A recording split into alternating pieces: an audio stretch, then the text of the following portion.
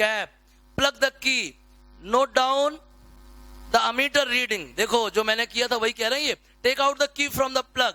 Always take out the key from the plug after measuring the current through the circuit.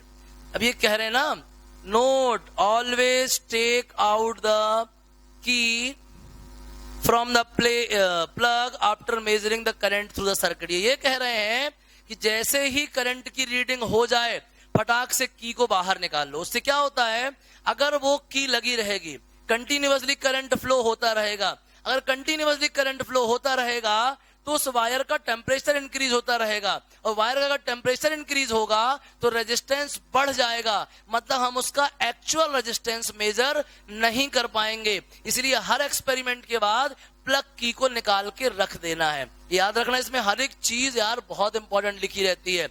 Always take out the plug key from the plug measuring the current through the क्या circuit. आप क्या करो, हमेशा की को बाहर रख दिया करो एक्सपेरिमेंट के बाद. अगर लगी रहेगी, सर्किट के थ्रू करंट फ्लो होता रहेगा, वायर का टेम्परेचर बढ़ जाएगा जिससे रेजिस्टेंस बढ़ जाएगा और हम जो है एक्चुअल रेजिस्टेंस मेजर नहीं कर पाएंगे. समझ में आ गया? इसको भी भैया आप क्या है, क्या कर लोगे, अंडरलाइन कर लोगे. समझना, इसीलिए तो हम लोग इतनी मेहनत कर रहे हैं एनसीईआरटी में. इंपॉर्टेंट है भाई सब कुछ. Replace the nichrome wire with the torch bulb, जो मैंने किया था. एक बार वायर लगाई थी, अलग करंट आया था, फिर मैंने बल्ब लगाया था, अलग करंट आया था. करंट भी आपको दिखाया था. चलिए ठीक है, हो गया काम. Are the meter readings are different for different components. देखिए, आर द, ये पूछता है, are the ammeter reading different for different components connected in the gap. अब आप समझना, आप तो छोटे बच्चे हो, हम लोग समझदार हैं, हम लोगों ने एक्सपेरिमेंट भी किया है, आप भी घर पे कर सकते हो. खतरा मोल मत लेना, बहुत हिसाब से करना बड़ों के प्रेजेंस में, ठीक है ना. जब आप एक्सपेरिमेंट करोगे, एक्टिविटी करोगे, या कोशिश मत करना भाई, स्कूल वाले तुम्हें करा देंगे प्रैक्टिकल में. इसे पूछता है, are the meter readings different for the different component connected in the gap. बिल्कुल हाँ भाई, जब हमने दो अलग अलग कंपोनेंट लगाए तो अमीटर में रीडिंग भी अलग अलग थी. जिसका रेजिस्टेंस ज्यादा था उससे करंट का रीडिंग कम था, और जिसका रेजिस्टेंस कम था उसके लिए करंट की रीडिंग ज्यादा थी. मैंने एक्सपीरियंस किया है, सच्चाई है, मैंने ऊपर आपको एग्जांपल में बताया भी है. What do the above observations indicate.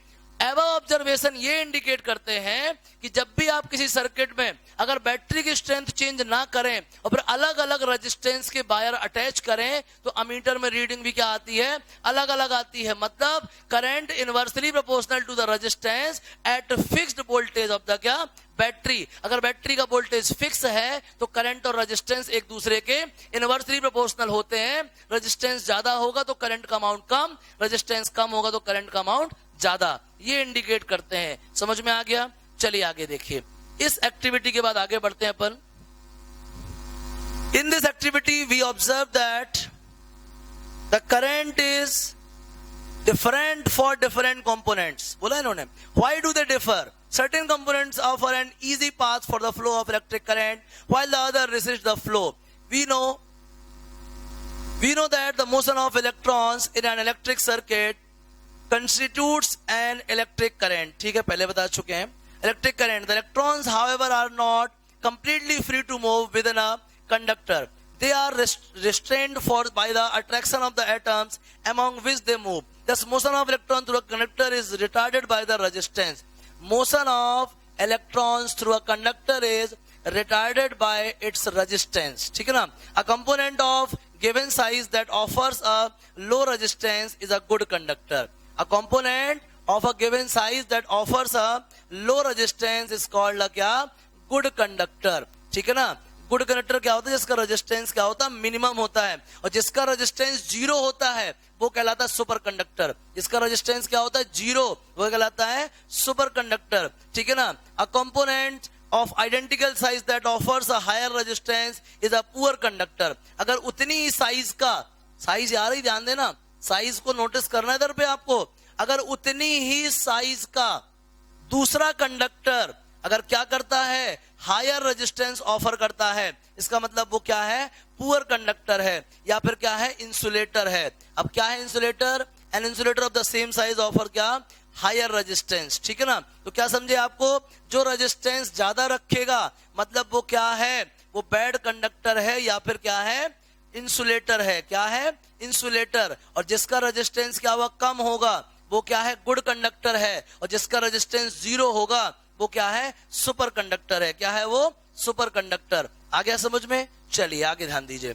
अब आती है बात factors on which the resistance of a conductor depends. चलिए यहां तक आप बढ़िया रीड करके रखिए, जो भी डाउट आए हमको मैसेज करिए। एक भी चीज अगर यहां तक आपको क्लियर नहीं हुई हो, कहां तक? Factors on which the resistance of a conductor depends, मतलब फैक्टर्स अफेक्टिंग द रेजिस्टेंस। क्या? फैक्टर्स अफेक्टिंग द रेजिस्टेंस का हर लाइन तैयार करके आप रखिए। एक भी डाउट हो, कैसा भी डाउट हो, हमको तुरंत मैसेज करिए, ठीक है ना? बुक रीडिंग जरूर करिए, छाप लीजिए जहां तक मैंने बता दिया है, और रीड जरूर करिएगा।